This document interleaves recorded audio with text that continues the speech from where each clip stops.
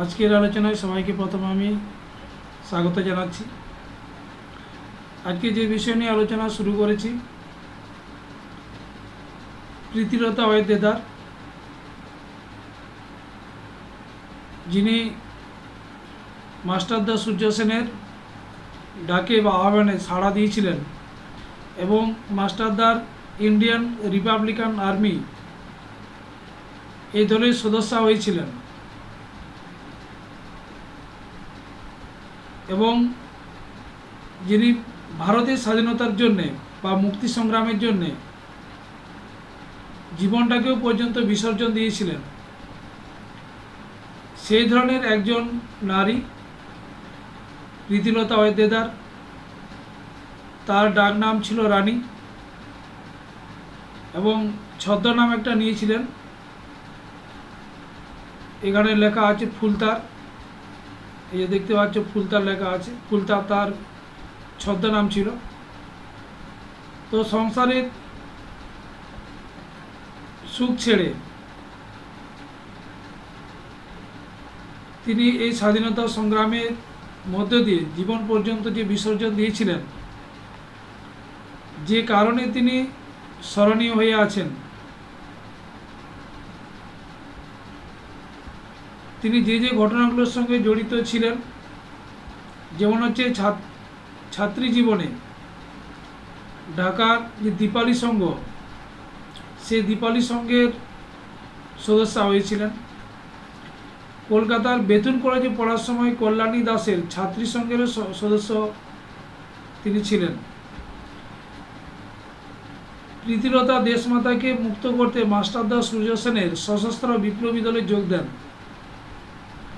1930 সালের 18 এপ্রিল, যেটা চট্টগ্রামে অস্ত্রাগার লুণ্ঠন করা হয়েছিল মাস্টারদা সূর্য সেনের নেতৃত্বে। লুণ্ঠন করে তারা যে বিপ্লবী আন্দোলনে, ভারতের মুক্তি সংগ্রামে জন্য তারা যে প্রস্তুতি নিয়েছিল, এই ইন্ডিয়ান রিপাবলিকান আর্মির তিনি কিন্তু সদস্য হন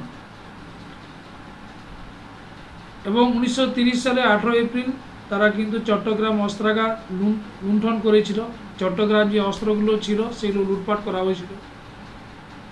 এখানে দুজন উল্লেখযোগ্য নারী ছিলেন, একজন হচ্ছে কল্পনা দত্ত আর একজন হচ্ছে প্রীতিলতা ওয়েদেদার। এরপরে এই যে পাঠটা যেটা লেখা আছে এটা ভুল আছে, তিনি শিক্ষিকা ছিলেন কিন্তু এই সময় নয়। 1932 সালে telephone, Telegraph line, rail line ধ্বংস এবং পুলিশ লাইন দখলে অংশ নিয়েছিলেন। তিনি ফুলতার ছদ্মনাম গ্রহণ করেন। এরপরে দুটো যুদ্ধের সম্মুখীন হয়েছিলেন চট্টগ্রাম অস্ত্রাগার লুণ্ঠন করার পরে। একটা হচ্ছে জালালাবাদ পাহাড়ি যুদ্ধ 1930, আর একটা ধলঘাটের যুদ্ধ। এই দুটো যুদ্ধেতেই কিন্তু তিনি অংশগ্রহণ করেছিলেন। এরপরে এই পার্টটা চট্টগ্রাম অস্ত্রাগার লুণ্ঠন। এরপরে তাকে কিন্তু ইউরোপীয় ক্লাব আক্রমণের একটা দায়িত্ব দেওয়া হয়েছিল এবং সেখানে 15 জন বিপ্লবীকে নিয়ে, এখানে 7 জন লেখা আছে, 15 জন বিপ্লবীকে নিয়ে চট্টগ্রামের পাহাড়তলির পাহাড়ি অঞ্চলে যে ইউরোপীয় ক্লাব ছিল, ইংরেজদের যে ক্লাব ছিল, সেই ক্লাব কিন্তু তারা রাত্রি 10:45 আক্রমণও করেছিল এবং এখানে উচ্চপদস্থ একজন অফিসারকে তারা হত্যাও করেন, কয়েকজন ইংরেজকে তারা আহতও করেন। প্রায় 11 জনের মতো ইংরেজ তারা আহত হয়েছিল এবং এই ইংরেজ পুলিশদের সঙ্গে তাদের গুলির লড়াই শেষ পর্যন্ত তিনি কিন্তু আহত হয়ে গিয়েছিলেন। সেই জন্যে তিনি পুলিশের হাতে যাতে না ধরা পড়েন, তার জন্যে সেই সময় বিপ্লবীদের একটা শপথ নিত, যে প্রতিজ্ঞা, তারা কিন্তু কখনোই ইংরেজ পুলিশদের বা ইংরেজদের হাতে ধরা পড়বে না। সেই ধরনের শপথ তিনিও নিয়েছিলেন। বাকি বিপ্লবীরা বা তাদের বিপ্লবী কাজকর্ম যাতে না বন্ধ হয়, সেই জন্যে তারা কিন্তু অনেক সময় আত্মহত্যার পথও বেছে নিতেন। সেই জন্যে এই প্রীতিলতা ওয়েদেদারও এই পটাশিয়াম সায়ানাইড, তিনি যখন প্রচণ্ড আহত হলেন তিনি আর পালাতে পারছিলেন না। গ্রেপ্তার হওয়ার আগে তিনি কিন্তু পটাশিয়াম সায়ানাইড বিষকে আত্মহত্যা করেছিলেন, যেটা তার আংটির ভেতরে ছিল। এটাকে তিনি আত্মহত্যা করেন। এইভাবে প্রীতিলতা মাত্র 21 বছর বয়সে ভারতীয় মুক্তি সংগ্রামের প্রথম মহিলা শহীদ। বাংলার বিপ্লবী আন্দোলনের বা ভারতীয় মুক্তি সংগ্রামের প্রথম মহিলা শহীদকে অবশ্যই প্রীতিলতা ওয়াদ্দেদার হবে। প্রীতিলতার আত্মবলিদানের মধ্য দিয়ে প্রমাণ করেন যে দেশমাতৃকার শৃঙ্খল মোচনের জন্য বাঙালি নারীরা আত্মাহুতি দিতেও পিছপা নয়। এবং ঘটনার আগে তিনি মাকে নাকি একটা চিঠি লিখেছিলেন যে স্বাধীনতার জন্য তোমার কন্যার আত্মত্যাগের জন্য তুমি গর্ববোধ করো, আমি যাচ্ছি। মানে এটা তার মাকে একটা তার মৃত্যুর আগে একটা চিঠি লিখে দিয়েছিল যে তুমি তোমার মেয়ের জন্য তুমি গর্ব করো, তুমি কখনোই মেয়ের জন্য কান্নাকাটি করবে না। একটা স্বাধীনতার জন্য বা মুক্তির ভারতীয় মুক্তির জন্যে তিনি প্রাণ বিসর্জন দিচ্ছেন। এই জন্যই প্রীতিলতা এখানেই স্মরণীয় যে তার যে আন্দোলনে তার যে ভূমিকা, তিনি সংসারের সুখ শান্তি উপেক্ষা করে তিনি এখানে লেখা আছে তিনি ঢাকায় আইএ পড়ার সময় তিনি আইএ পাসও করেছিলেন, তিনি ভালো চাকরিও করতে পারতেন, মেধাবী ছাত্রী ছিলেন।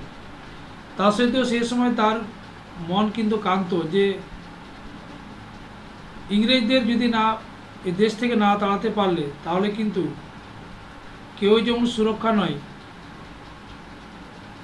আমরা কিন্তু স্বাধীনভাবে কোনো কিছু করতে পারবো না।